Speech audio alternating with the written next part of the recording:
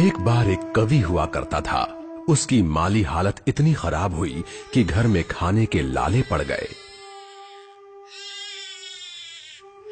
इसी कारण उसने महल में जाकर राजा से मदद मांगने का फैसला किया।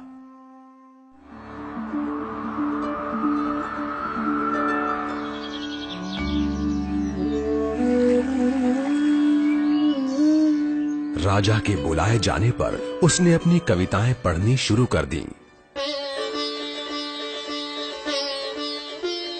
वाह वाह वाह वाह वाह वाह।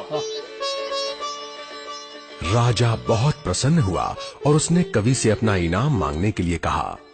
कवि ने मोहरों से सजे शतरंज की ओर इशारा करते हुए कहा, महाराज, अगर आप पहले खाने में चावल का एक दाना रखें और हर खाने के लिए उसे दुगना करते जाएं, तो मैं समझूंगा मुझे मेरा इनाम मिल गया। बस इतना ही? राजा ने पूछा। सिर्फ चावल का एक दाना और सोना नहीं? जी हाँ महाराज।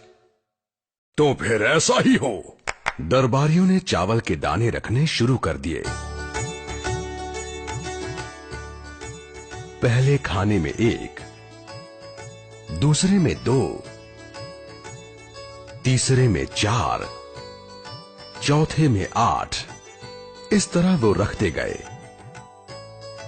जब 10वें खाने में चावल रखने की बारी आई तो उन्हें चावल के 512 दाने रखने पड़े। 20वें खाने तक संख्या बढ़कर 5,24,288 हो गई।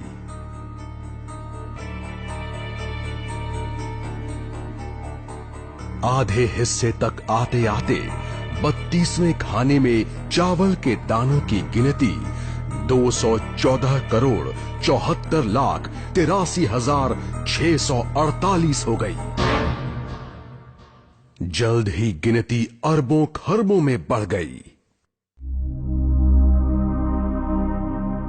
आखिरकार अभागे राजा को अपना पूरा राजपाट उस चतुर कवि के हाथों सौंपना पड़ा।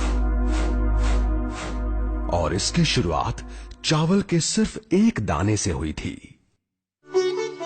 कहानी की सीख, चक्रवृद्धि की ताकत को कम नहीं आंकना चाहिए।